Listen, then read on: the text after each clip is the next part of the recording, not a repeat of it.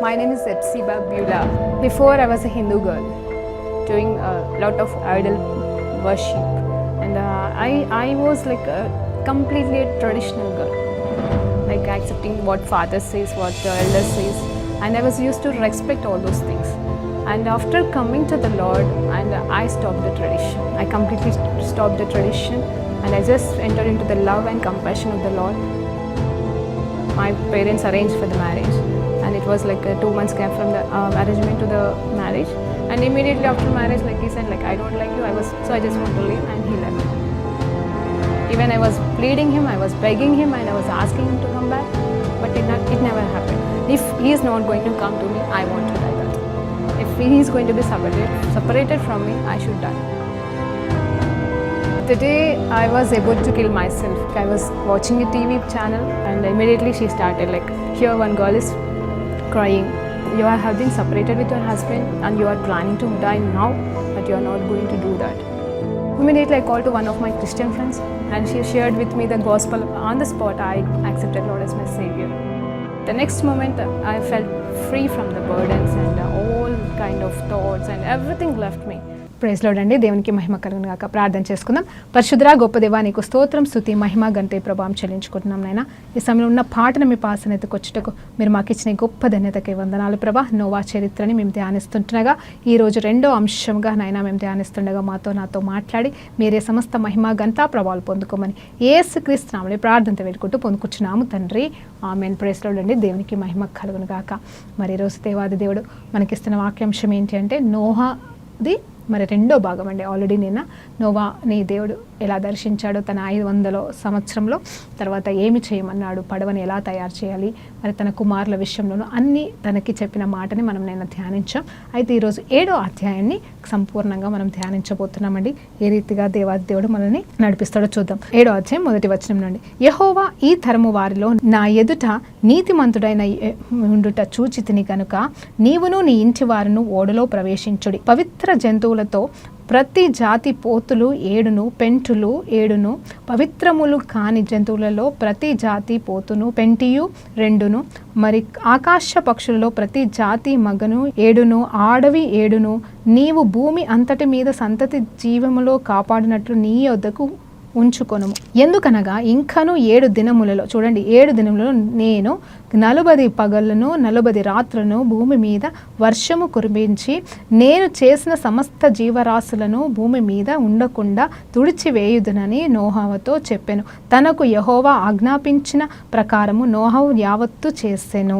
చూడండి ఇక్కడ 7వ అధ్యాయం 1 నుండి 5 వచనముల వరకు చూసినప్పుడు అక్కడ మరలా దేవుడు అంటే దేవాది దేవుడు నోవాకి చెప్పినదంతా కూడా ఆయన పడవ చేశాడు. తర్వాత అవన్నీ కూడా వస్తాయి కాబట్టి వాటికి సరిపడే ఆహారాన్ని సిద్ధపరచమన్నాడు. ఈ సిచ్యువేషన్లో దేవుడు ఇక్కడ మాట్లాడుతున్నాడు ఏంటంటే, సరే అంతా సిద్ధపరిచిన తర్వాత ఇప్పుడు దేవుడు మళ్ళా మాట్లాడుతాడు. అన్నీ రెడీ అయిపోయినాయి కదా, ఇప్పుడు అంటే ఆల్మోస్ట్ ఎన్ని సంవత్సరాలు అనేది ఇప్పుడు మన నెక్స్ట్ వచనంలో చూద్దామండి. మరి అంతా ప్రిపేర్ అయింది, పడవ అంతా ప్రిపేర్ అయింది, వాళ్ళు సంసిద్ధంగా ఉన్నారు. అలాగే మరి రావాల్సిన జంతువులకు కావాల్సిన ఆహారం కూడా మరి అక్కడ సిద్ధపరచబడింది. అప్పుడు మరలా దేవుడు మాట్లాడుతున్నాడు నోవాతో. ఏమంటున్నాడంటే, ఇదిగో ఇంకా 7 దినములలో, చూడండి 7 దినములలో నేను 40 దినముల 40 రాత్రులు వర్షం కుమ్మరిస్తాను.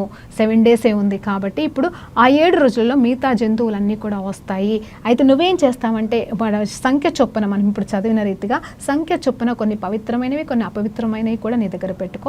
ఆ తర్వాత ప్రతి జాతి ప్రకారంగా ఆడవి మొగవి కూడా నీ దగ్గరికి వస్తాయి. వాటిని సంరక్షించు, వాటిని చూసుకునే బాధ్యత నీది. ప్రతిదీ కూడా, ఎందుకంటే రాబోయే కాలంలో వాటి ద్వారా విస్తరణ జరుగుతుంది కాబట్టి, సో వాటి ద్వారా మళ్ళీ మల్టిప్లికేషన్ ఉంటుంది, అవి విస్తరిస్తాయి భూలోకంలో. కాబట్టి నువ్వు సంరక్షించు, అవి వస్తాయి కాబట్టి వాటన్నింటినీ కూడా నువ్వు పడవలోకి ప్రవేశింప చెయ్యి అని చెప్పేసి చెప్తాడండి. ఆ తర్వాత నిజంగానే మరి ఏవైతే పవిత్రమైనవి అపవిత్రమైనవి పెట్టమన్నాడో అవి పెట్టి ఉన్నాడు. అలాగే మిగతాయి కూడా వస్తూ ఉంటాయండి. మరి 6వ వచనాన్ని చూద్దాం.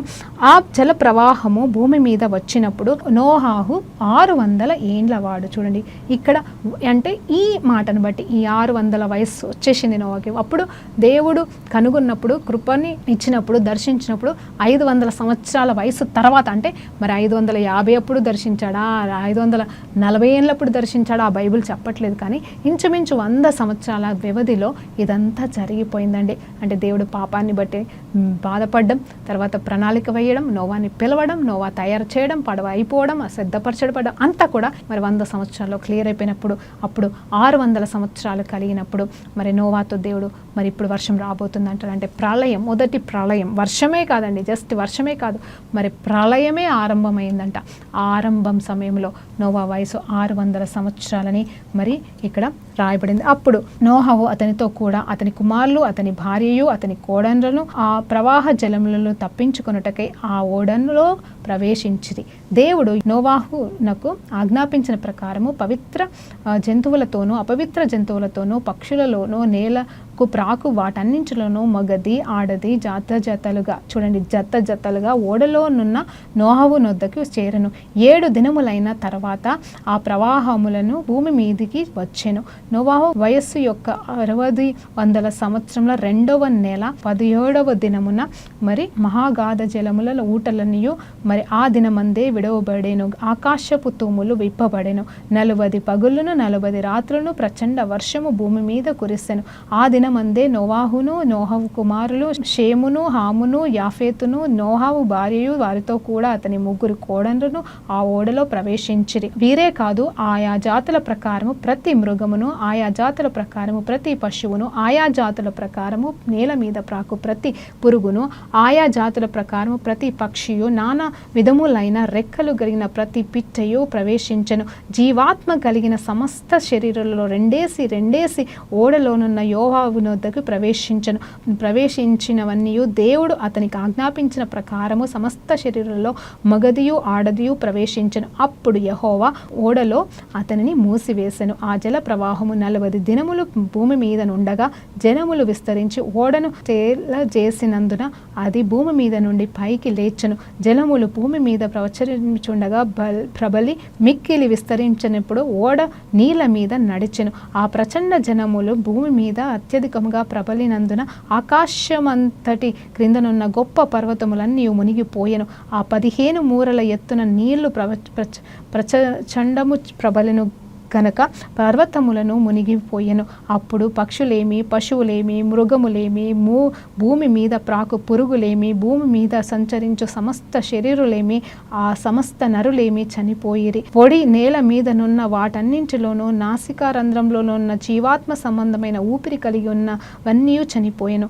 మరి నరులతో కూడా పశువులు, పురుగులను, ఆకాశ పక్షులను, నేల మీదనున్న జీవరాశులన్నీ తుడిచివేయబడెను. అవి భూమి మీద నుండకుండా తుడిచివేయబడెను. నోవాహును అతనితో కూడా ఆ ఓడలోనున్నవన్నీ మాత్రము మిగిలి ఉండెను. 170 దినముల వరకు నీళ్లు భూమి మీద ప్రచండముగా ప్రబలెను. ఒక్కసారి ఆలోచించేద్దామండి. ఈ 7 అధ్యాయం అంతటిని మనం ధ్యానించినప్పుడు మరి అక్కడ మరి వాళ్ళైతే ప్రవేశించారు. మరి మరలా లిఖించబడుతుంది పవిత్రమైనవి, అపవిత్రమైనవి అంత మాత్రమే కాదు, మరి అన్నీ కూడా అన్ని జాతులకి సంబంధించినవి జంటలుగా ప్రవేశించినాయి అంట. అయితే ప్రవేశించిన తర్వాత ఆ టైంలో అది ఏ నెల అని చూస్తే మరి అంటే అక్కడ మనకి సంబంధించిన ఏ సంవత్సరం ఏ నెల అని కాదండి, నోవాకు 600 సంవత్సరాలంట. అంటే నోవా వయస్సు సమయం చెప్తున్నాడు అక్కడ బైబిల్లో. ఏంటంటే నోవాకు 602 నెలల 17వ దినమున, అంటే తన వయస్సు 602వ నెల 17వ దినమున మరి ప్రళయం అనేది ఆరంభించబడిందంట. అయితే ఆ రోజే మొత్తం అందరూ కూడా తన బిడ్డలు, తన కోడన్లు, అదే కొడుకులు, కోడన్లు, మరి అలాగే మిగతా అన్నీ కూడా మరి ఆ 7 రోజులలో ప్రవేశించడం, తను సిద్ధపరచడం. అయితే మరి వెంటనే ఎప్పుడైతే అన్నీ కూడా పడవలోకి ప్రవేశించాయో, అంటే ఆ ఓడలోకి మరి ప్రవేశించాయో, వెంటనే దేవుడు ఆ తలుపులను మూసేసినాడంట. వెంటనే మరి ఆకాశ వాకిళ్ళు మరి విప్పబడి అన్నీ కూడా విప్పబడేసి భయంకరమైన వర్షాలు మరి కుమ్మరించడం అనేది, అది కూడా ఏంటంటే పరలోకం నుండి కుమ్మరించబడినట్టుగా వాక్యం చెప్తుంది. తర్వాత ఆ నీళ్ళు ఎలా ఉన్నాయంటే మరి భయంకరమైన మరి కొండలు, ఎత్తుగా ఉన్న కొండలు సైతం మునిగిపోయేంత ప్రభావం అంట. అంటే చెప్పలేనంత వర్షం అండి. ఇప్పుడు చిన్న చిన్న వర్షాలు కురిస్తేనే మనకి సిటీలన్నీ సముద్రాల్లాగా కనిపిస్తూ ఉంటాయి. మరి ఫస్ట్ ఫ్లోర్లో మునిగిపోవడాల వరకు మనం చూస్తూ ఉంటాం. అలాంటిది కొండల ప్రాంతాలు కూడా భయంకరమైన ఎత్తైన కొండలు సైతం మునిగిపోయినాయి. అంటే అది ఎంత భయంకరమైన వర్షమో ఒకసారి ఆలోచన చేయండి. అయితే అయితే ఆ వర్షంలో ఇంకేం మిగులుతుందండి? సో అన్నీ కూడా మరి జీవాత్మ కలిగినవి, దేవుడిచ్చిన ఆత్మనే అన్నీ కూడా, అంటే దేవుడు పుట్టించినవి అన్నీ కూడా, అన్ని జాతులు, అన్ని రకాల పక్షులు, అన్నీ కూడా మనుషులు, ఏదైతే భూమి మీద పాకుతుందో అన్నీ కూడా మరి చెట్లతో సహా అన్నీ కూడా మునిగిపోయి మరి మొత్తము చనిపోవడం అనేది జరిగిందంటే ఏది కూడా బ్రతకలేదు. కేవలం పడవలో, ఆ ఓడలో, ఆ నోవా తయారు చేసిన ఆ ఆర్కులో ఉన్న ఆ కొన్ని మాత్రమే అంటే బ్రతికి ఉండుట మరి అక్కడ మనం చూస్తూ ఉన్నాము. అయితే ఆ 40 దినముల వర్షం అయిన తర్వాత 40 దినములు రాత్రులు అంటే కంప్లీట్ వర్షం, ఆ తెడపని వర్షం అంట.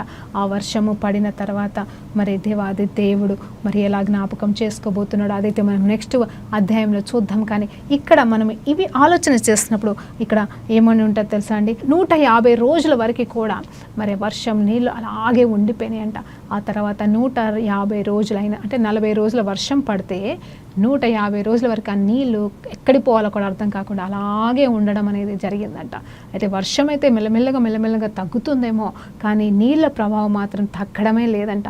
అయితే 150 రోజులు మరి స్టార్ట్ అయిన తర్వాత అప్పుడు అంటే 150 రోజులు అయిన తర్వాత అప్పుడు మెల్లిమెల్లిగా వర్షపు నీళ్ళు తగ్గడం అనేది జరిగింది. ఇప్పుడు ఎంత పెద్ద వర్షం పడ్డా కూడా మళ్ళీ రెండో రోజు నార్మల్ అయిపోతూ ఉంటుంది మనకి. ఇప్పుడు ఇక్కడ చూస్తే అంటే చూడండి, నిజంగా వర్షము ద్వారా దేవుడు భూమిని నాశనం చేయాలనుకుంటాడా అంటే మనం నెక్స్ట్ అధ్యాయంలో చూస్తామండి. దేవుడు ఇచ్చిన వాగ్దానం గొప్పదండి. ఆయన ప్రణాళిక కలిగిన దేవుడు, ఆయన ఉద్దేశాలు కలిగిన దేవుడు. ఎందుకు ఇవన్నీ నాశనం చేశాడని మీరు దేవుణ్ణి ప్రశ్నిస్తున్నారేమో. ఎందుకు అలా చేయాలి, దేవుడే కదా, ఆయనే సృష్టించి అని కొంతమంది ప్రశ్నిస్తారండి. నిజమే, కానీ ఆయన ప్రణాళిక గొప్పది. ఆయన ఉద్దేశాలు మనము ఆలోచన చేయలేము. ఆయన మంచి కోసమే చేస్తాడు, కానీ నాశనం కోసం కాదు. మరి ఇవి నాశనం చేశాడు అంటే అది మానవాళి మేలు కొరకే కానీ మంచి కోసమే కానీ చెడు కోసం కాదు. వాళ్ళందరూ చనిపోయినా పర్వాలేదు, కానీ ఎప్పుడైతే ఇప్పటికైనా పవిత్రమైన దేశం, పవిత్రమైన లోకం, అవును కదండి. ఇప్పుడు ఇదంతా మనం పాత నిబంధన చదువుతున్నాం. కొత్త నిబంధన చూస్తున్నప్పుడు దేవుడు ఎందుకు రాబోతున్నాడు? చాలామంది దేవుడు రాకడ వస్తుంది, నిజమే. ఎందుకు రాబోతున్నాడు? నాశనం చేయడానిక, మనిషిని నరకానికి అప్పచెప్పడానిక? కాదండి. మనమైతే దేవుని నమ్ముకొని పవిత్రంగా బ్రతకాలని కోరుకుంటున్నాడు. అలాగే పరలోక రాజ్యము ఏ రీతిగా ఉందో ఆ రీతిగా భూమి మీద స్థాపించాలి. ఆదాము కోల్పోయిన మహిమ, ఆదాము కోల్పోయిన స్థితిగతులు మరలా తీసుకొని రావాలనేదే ఆయన శ్రేష్కరమైన ఉన్నత ప్రణాళిక అండి. అవును, నీకు నాకు దేవుడు గొప్ప ప్రణాళిక కలిగి ఉన్నాడు అని చెప్తేనే, లేకపోతే ఒక ఆ జాబ్ చేస్తే, ఆ కెరియర్కి వెళ్తే, ఆ దేశానికి వెళ్తే మన భవిష్యత్తు బాగుంటుందంటే ఉన్నదంతా వదిలిపెట్టేసి నష్టంగా భావించి పరుగులు తీరుస్తామే, కష్టమైనా చదువుతామే, కష్టమైనా పరిగెడతామే. మరి అలాంటిది దేవుని ఉద్దేశాలు మరి ఎంత గొప్పగా ఉంటాయండి, ఎంత మేలుకరమైన ఉంటాయి. ఇక్కడ మనం సంపాదించే జాబులు, శ్రేష్కరమైన జీవితం, ఉన్నత స్థితులు అవన్నీ కూడా కొద్ది కాలమే అండి. మనం ఆగిపోతే అవి కూడా ఆగిపోతాయి. మన తర్వాత వాళ్ళకు కూడా ఉంటాయో ఉండయో కూడా మనకు తెలియదు. వాళ్ళు కాపాడుకుంటారో లేదో కూడా మనకి తెలియదు. కానీ ఆ పదవులే కావచ్చు, లేకపోతే ఆస్తులు అంతస్తే కావచ్చు, పేరు ప్రఖ్యాతలే కావచ్చు, మనం ఎంత కష్టపడి సంపాదించినా అవి ఉంటాయని గ్యారంటీ లేదు. కానీ నిజం చెప్పాలంటే దేవుడు ఉద్దేశించిన ప్రణాళిక పరలోకం ఏ రీతిగా ఉందో ఆ రీతిగా భూమిని పైన స్థాపించాలని, ఆ యెరూషలేముని భూలోకంలో స్థాపించాలని, ఆయన పరలోక మహిమని భూమి మీద కుమ్మరించి ఆ మహిమలో మనం జీవించాలని, ఆదాములాగా, మొదటి ఆదాములాగా మనము ఆయన కోల్పోక ముందు ఏ స్థితిలో ఉన్నాడో ఆ స్థితికి తీసుకురావాలనేదే ఆయన ఉన్నత ప్రణాళిక. అందుకే ఆ శిలువ యాగం, అందుకే ఇప్పుడు ఆ రెండో రాకడ కూడా అండి. అది మనం అర్థం చేసుకొని మనమేం చేయాలో మనము చేసుకుంటూ నేను ముందుకెళ్తే అన్నీ కూడా సక్రమంగానే జరుగుతాయి. అయితే ఆ టైంలో దేవుడు గద్దించాడో లేదో మనకు తెలియదు. ఆ పాపము చేస్తున్న వారిని మరి దేవుడు ఏ రీతిగా గద్దించాడో మనకు తెలియదు. కానీ మరి కయ్యన్నైతే గద్దించినట్టుగా గద్దించే ఉంటాడండి. కానీ వారు వినడం లేదు. మరి పాపాన్ని భరించలేక దేవుడు పరిశుద్ధపరచడానికి మాత్రమే, అదొక పరిశుద్ధ ప్రాసెస్ అండి. ఇప్పుడు లోకాన్ని పరిశుద్ధపరచడానికి యేసుప్రభు వారు ఎందుకు వచ్చారో, ఎలా వచ్చారో, ఎందుకు వచ్చాడు ప్రభు అని అడగలేం కదండి. ఆయన వచ్చాడు ఎందుకంటే మానవాళిని శుద్ధీకరించడానికి. ఆ టైంలో దేవుడు ఈ శుద్ధీకరణ ప్రాసెస్ ఒక వర్షం ద్వారా వాడుకున్నాడు. పరలోకం నుండి వర్షాన్ని కుమ్మరించి భూమిని పరిశుద్ధపరిచాడు. మీకు విషయం చెప్పాలండి, నిజం చెప్తున్నాను, జాగ్రత్తగా వినండి. ఆదాము వల్ల శపించబడిన భూమిని పవిత్రపరిచేశాడు. అందుకోసమే మనం ఇంకా ఈ పంట కోతలు అన్నీ కూడా అనుభవిస్తున్నాం, ఆహారం తింటున్నాం. అవునండి, అది శ్రమతో కూడిందే కావచ్చు పని అనేది, కానీ కడుపు నిండా భోజనం చేస్తున్నాము అంటే కేవలం ఆ శపించబడిన భూమిని దేవాది దేవుడు ఎప్పుడు తెలుసా అండి, శపించబడిన భూమే కావచ్చు, ఆ జంతువులే కావచ్చు, దేవుడు నోవా కాలంలో శుద్ధీకరించాడు అంటే అవి ఇప్పటి వరకు కూడా అపవిత్రమే కాలేదు. ప్రకృతి అపవిత్రపరచబడలేదు ఇంకా. ఆ రోజు నోవా కాలము ద్వారా ఈ లోకం, అవునండి, లోకంలో ఉన్న మనుషులు శుద్ధీకరించబడలేదేమో, కానీ మరలా పడిపోయి మరలా పాపంలోనే బ్రతుకుతూనే ఉన్నామేమో ఆ రోజు నుండి ఈ రోజు వరకు కూడా. కానీ మరి జంతువులు పవిత్రమైపోయినాయి. అంటే అవి ఎలా ఉన్నాయి అంటే వాటిని ఎట్లా సృష్టించాడో దేవుడు ఆ రీతిగా ఉన్నాయి. అలాగే మరి సృష్టి కూడా మరి దేవుడు చెప్పినట్టుగానే వింటూ లోబడుతూ పవిత్రపరచబడి ఉన్నాయి. సో లోకాన్ని పవిత్రపరచడానికి, ఈ భూలోకాన్ని పవిత్రపరచడానికి దేవుడు, నేను అనుకుంటున్నాను, శపించబడిన భూమిని ఆ దేవుడు ముందుగా పరిశుద్ధపరచాడండి. ఇప్పుడు భూమి శపించబడలేదు, కానీ భూమిలో ఉన్న మనుషులు శపించబడి ఉన్నారు. అందుకోసమే దేవుడు మానవాళిగా మరి మానవ రూపంలో మరి రావాల్సిన పరిస్థితి వచ్చిందండి. చూడండి, ఏది కూడా దేవుడు బైబిల్లో జరిగినవన్నీ బైబిల్లో ఉంటాయండి. ఏది కూడా వ్యర్థంగా దేవుడు చేయలేదు. ప్రతి దాని వెనకాల ఒక కారణం, సత్యం ఉంటుందండి. నేను మొదట్లో కొన్ని వాక్యాలు చదువుతున్నప్పుడు, ధ్యానిస్తున్నప్పుడు నాకు కూడా అర్థమైంది, ఇది ఎందుకు, ఇలా ఎందుకు, ఇది తప్పు కదా, ఇలా ఎందుకు ఉంది అని నేను కూడా ఆలోచన చేసేదాన్ని. నాకు అర్థమయ్యేది కాదు, ఎందుకంటే హిందూ నుండి వచ్చాను కదండి, నాకు అర్థమయ్యేది కాదు. కానీ తర్వాత నాకు అనిపించింది, ఇది బైబిల్, ఇది పరిశుద్ధమైన బైబిల్, దేవుడు నిజమైన దేవుడు, ఆయన వల్ల పొరపాటు జరగదు, ఆయన వల్ల తప్పు జరగదు కదా, కాబట్టి దీని వెనకాల ఏదో కారణం ఉంటుంది అని సత్యం తెలుసుకొని అక్కడ నాకు నచ్చని అంశం చదవాల్సి వచ్చిన దాన్ని మళ్ళా చదివినప్పుడు, మళ్ళా ముందుకు సాగినప్పుడు అది ఎందుకు అనేది దేవుడు సత్యాన్ని బయలుపరిచినప్పుడు, దేవా నిజమే, నువ్వు సర్వాంతర్యామివి, నువ్వు జ్ఞానవంతుడివి, నువ్వు జ్ఞాని అని చెప్పడానికి ఇంతకన్నా ఇంకేం కావాలి? ఆయన జ్ఞానానికి బోధించే వాళ్ళు ఎవరండి? మనకి తెలుసా ఏమన్నా? మనకేమీ తెలియదు. ఆయన ఆలోచన ఒకటే, ఆ జ్ఞానం అంతా ఎందుకండి? ఇప్పుడు నీ జ్ఞానం అంతా ఎందుకు? నువ్వు గొప్ప అవ్వడానికి కావచ్చు. ఆయన జ్ఞానము, ఆయన సర్వాంతర్యామి, ఆయన పేరు ఏదున్నా, ఆయన లక్షణం ఏదున్నా ఆయన కోసం కాదండి. ఆయన కోసం కాదని మనం ఈరోజు జ్ఞాపకం చేసుకోవాలి. అవన్నీ మన కోసమే. ఆయన జ్ఞానవంతుడైంది మన కోసం, ఆయన సర్వాంతర్యామైంది మన కోసం, ఆయన దిగి వచ్చింది మన కోసం, ఆయన మహిమస్వరూపుడు మన కోసం, ఆయన ఏమై ఉన్నాడో సమస్తం మన కోసం అండి. హల్లెలూయా, దేవునికి మహిమ కలుగును గాక. ఇది నువ్వు తెలుసుకుంటే ఆయనలాగా మనం మార్చబడ్డం కాదండి, దేవునికి స్తోత్రం కలుగును గాక. ఆయన మన కోసం ఆ రీతిగా అయ్యాడు కాబట్టి ఆయన మన నుండి కూడా అవే కోరుకుంటూ మనకి ఇవ్వాలని ఆశపడుతూ ఆయన ఇచ్చేసి ఉన్నాడు. కానీ మనమే పొందుకోలేని స్థితిగతిలో బ్రతుకుతున్నామని దేవుడు ఈరోజు పరిశుద్ధాత్మ చేత మనల్ని గద్దిస్తూ మాట్లాడుతున్నాడని, ఆయన బాధపడుతూ మాట్లాడుతున్నాడు. ఇదిగో నోవా కాలంలో వాళ్ళని చూసి బాధపడుతున్నట్టుగా, దుఃఖిస్తున్నట్టుగా ఈరోజు యేసు ప్రభు పుట్టిన తర్వాత కూడా, మరణించి వెల చెల్లించిన తర్వాత కూడా ఇంకా ఈ పాపాలని చూడలేక ఆయన ఇంకెంత వ్యసనకాంతుడు అవుతున్నాడో, ఆయన ఎంత వేదన పడుతున్నాడో నువ్వు ఎప్పుడైనా ఆలోచించావా? ఆయన జ్ఞానవంతుడై ఉంది, ఆయన సమస్తము చేస్తుంది. ఈ రోజు వరకు ఇంకా ఏదేదో చేస్తుంది అంతా కూడా నిన్ను ఆయన కొరకు నిలబెట్టుకోవడానికి, మనల్ని మార్చుకోవడానికి, మన కోసం ఆయన చేస్తున్నాడు, ఎలాంటి స్వార్థం లేకుండా అన్న విషయాన్ని మనం గ్రహించగలగాలి. ఎందుకంటే తల్లిదండ్రులు కష్టపడేది ఎవరి కోసం అండి? పిల్లల కోసమే కదా. వాళ్ళున్న స్థితి దేనికోసం అంటే పిల్లల కోసమే అంటారు. ఎవరి కోసం అంటే మా పిల్లలు అంటారు. అవసరమా మీకంటే ఇంకా ఇంకా ఇంకా చేస్తానే ఉంటారండి. అలాంటిది దేవాది దేవుడు కూడా అలాగే తగ్గించుకుంటూ నూతనమైన ప్రణాళికలు చేస్తూ, ఏదో కొత్త ఆలోచనలు తీసుకొస్తూ, చివరికి యేసు ప్రభువే దిగి వచ్చేంతగా మరి ఆయన చేస్తే, ఇప్పటికీ మనం ఆయనని బాధ పెడుతూ, ఆయనని మన కాళ్ళ కింద తొక్కి పడేస్తూ, ఆయన రక్తాన్ని తృణీకరిస్తూ, ఆయన వెల చెల్లించిన దాన్ని తృణీకరిస్తూ బ్రతుకుతున్న మనము ఎలాంటి వారం ఒక్కసారి ఆలోచన చేయండి. మారదామా? మన జీవితాల్ని మార్చుకుందామా? ఎంతో మందిని అగ్నిలోకి వెళ్ళి లాగినట్టుగా లాగడానికి మనల్ని వాడుకోవాలని దేవుడు చూస్తుంటే, మనమే అగ్నిలో ఉంటే ఇంకా ఎవరండి మనల్ని కాపాడేది? ఆయనైతే మనల్ని లాగుతున్నాడు, కానీ మనం మళ్ళీ వెళ్ళి పడుతున్నామండి. అలా మనం ఉండకూడదని దేవుని పేరిట ఈరోజు జ్ఞాపకం చేస్తున్నాను. సో చూడండి, ఇక్కడ చూసినప్పుడు అక్కడ 40 రోజులు వర్షాలు కురుస్తున్నాయి. అంత మాత్రమే కాదు, అవన్నీ కూడా వచ్చి ఉన్నాయి. ఎలా వచ్చినాయి చూడండి. రోమిలో రాసిన పత్రిక గుర్తుకొస్తుంది. పరిశుద్ధాత్మ దేవుడు జ్ఞాపకం చేస్తున్నాడు. ఏమంటే ప్రకృతి ఎదురు చూస్తుందంట అండి. ఎవరి కోసం? దేవుని కుమారుల ప్రత్యక్షత కొరకు ఎదురు చూస్తుంది. ఎందుకు ఎదురు చూస్తుంది తెలుసా అండి? అప్పటి వరకు నోవా కాలంలో ఆ వర్షం పడనప్పుడు, పరిశుద్ధత పొడగొట్టినప్పుడు, అంటే శాపగ్రస్తమైనప్పుడు, భూమి కానీ భూలోకంలో ఉన్నవన్నీ శాపగ్రస్తమైనప్పుడు, దేవాది దేవుడు ఎప్పుడైతే శుద్ధీకరించాడో ప్రకృతి అలాగే మరి సృష్టి అంతా కూడా పరిశుద్ధపరచబడింది. కాబట్టి ఎదురు చూస్తుంది ఆ సృష్టి, ఆ ప్రకృతి ఎదురు చూస్తుంది. ఎందుకు తెలుసా? దేవుని కుమారులమని పిలువబడుతున్న మనము పరిశుద్ధపరచబడితే, పవిత్రపరచబడితే, పరలోకంలో ఏ రీతిగా ఉందో ఆ రీతిగా ఈ భూలోకంలో రాబోతుంది. కాబట్టి అందు నిమిత్తము ప్రకృతి ఎదురు చూస్తుందంట కుమారుల ప్రత్యక్షత కొరకు. అవునండి, మనం కుమారులమే, కానీ మన ప్రత్యక్షత దేవునిలో ఉందా లేదా? మన స్వరూపము దేవునిలాగా ఉండాలనేది ఆ ప్రత్యక్షత కొరకే ప్రకృతి ఎదురు చూస్తుంటుండగా ప్రకృతి వింటుంది. అదే పాట పాడతాడు కదా ఒక దాసుడు, మరి సృష్టి అంతా కూడా నీ మాట వింటుందంట. మరి మనుషులు మాట వినట్లేదు, ఈ రోజు వరకు మాటలు వినట్లేదు. కాబట్టి విందామా దేవుని స్వరానికి? మనము లోబడి ఆయనలాగా లాగా జీవించడానికి ప్రయాసపడదామా? చూడండి, మరి ఇది చూస్తే entering in to the arc అంటే ఇక్కడ ఇంగ్లీష్ బైబిల్లో చూసినప్పుడు ఆర్క్, నాకు అదే ఆలోచన వచ్చింది. పడవని మరి బోట్ అంటారు కదండి, ఓడని షిప్ అంటారు కదండి. ఒక షిప్ అనే పదము ఎందుకు ఇంగ్లీష్లో రాయబడలేదు అని నేను ఎబ్రిలోకి చూసినప్పుడు, ఆర్క్ అంటే అది ఒక ప్లేస్ ఆఫ్ ప్రొటెక్షన్, అది సంరక్షించే స్థలం.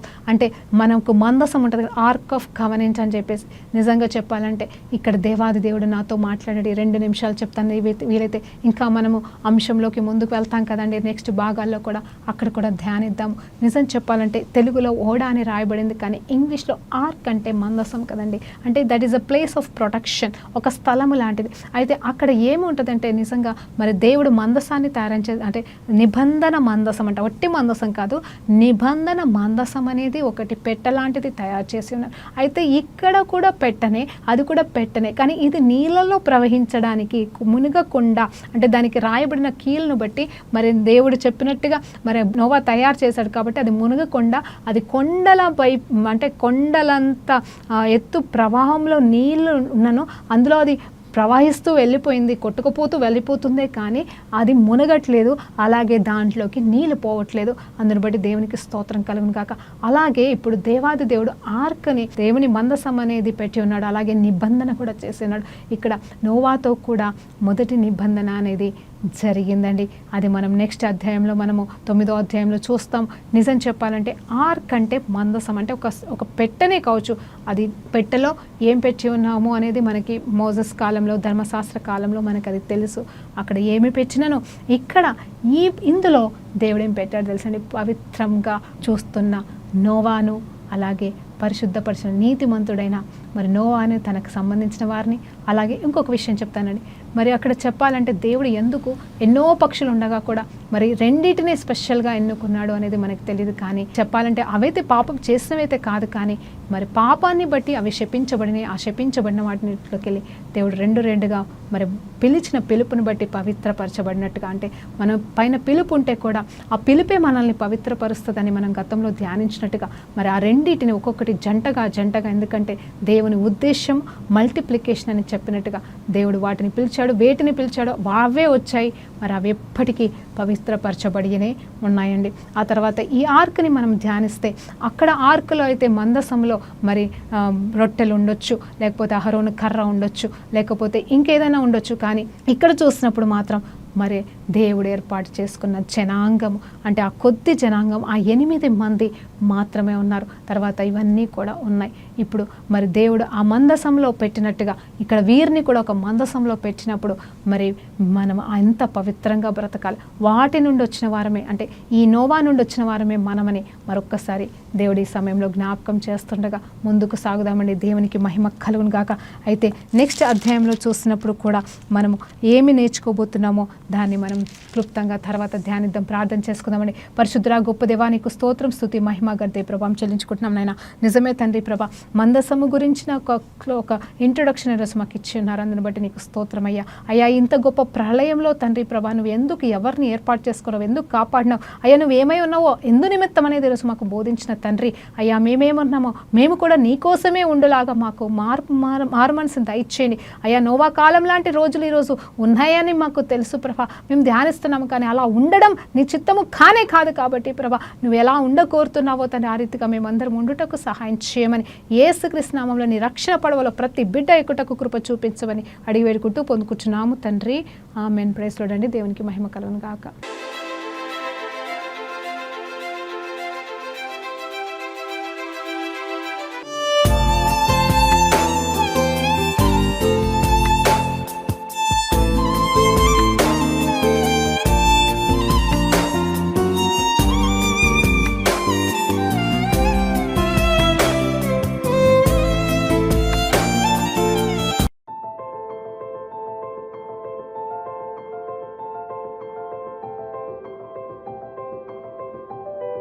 My name is Epsiba Beulah.